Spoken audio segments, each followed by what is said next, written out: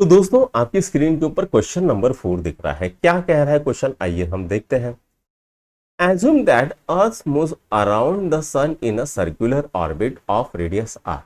तो हमें एज्यूम करना है जो अर्थ है ये सन के अराउंड सर्कुलर ऑर्बिट में घूम रहा है और इसका रेडियस कितना है r।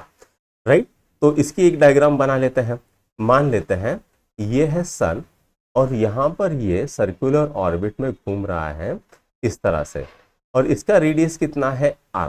ठीक है, and there exist a planet which also moves around the sun in circular orbit. और दूसरा भी एक प्लैनेट है, वो भी सर्कुलर ऑर्बिट में घूम रहा है।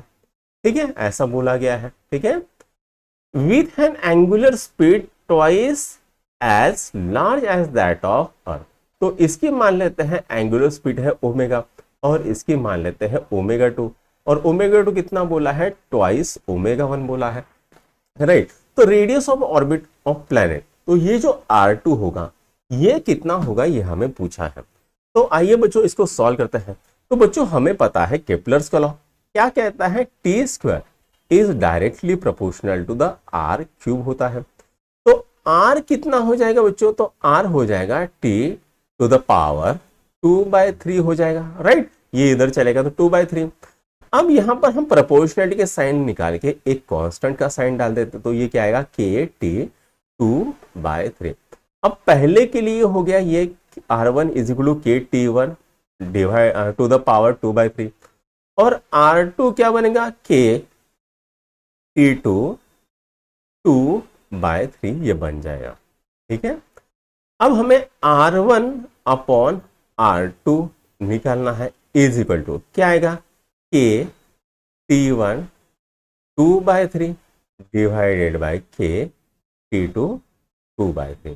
के ने के को मार डाला, R1 upon R2 is equal to क्या आ गया, तो T1/T2 2/3 ये फॉर्मूला बन गया है। अब टाइम पीरियड क्या होता है बच्चों, तो omega is equal to 2π upon T होता है। तो टी क्या आ जाएगा, 2π अपॉन ओमेगा आ जाएगा।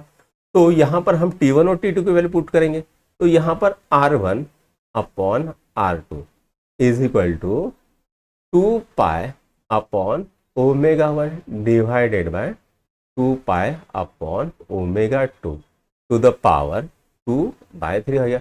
अब यहां पर 2π मर जाएगा, तो R1 अपॉन R2 कितना आएगा। अब ये डिनोमिनेटर का डिनोमिनेटर है तो वो क्या हो जाएगा, न्यूमरेटर, और ये न्यूमरेटर का डिनोमिनेटर हो जाएगा डिनोमिनेटर, तो ये मिलता है 2/3। अब R1 हमें क्या दिया है, तो R1 हमें दिया है R। ठीक है, R2 हमें निकालना है। ओमेगा 2 क्या है, तो वो ट्वाइस ओमेगा 1 है divided by omega 1 to the power 2/3। अब ये मर गया, तो R upon R2 is equal to 2 to the power 2/3 आ गया। अब इसको इधर लेके आएंगे, इसको इधर लेके आएंगे, तो R upon 2 to the power 2/3 is equal to R2 हो गया।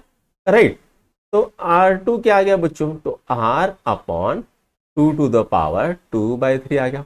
अब यहां पर इसको हम और ऐसा लिख सकते हैं, 1 upon 2 to the power 2/3 into R लिख सकते हैं। अब इसको डिनोमिनेटर है, इसको न्यूमरेटर में लेके जाएंगे तो क्या आ गया, R2 इज इक्वल टू ये क्या है, 2 टू द पावर -2/3 आर ये आता है।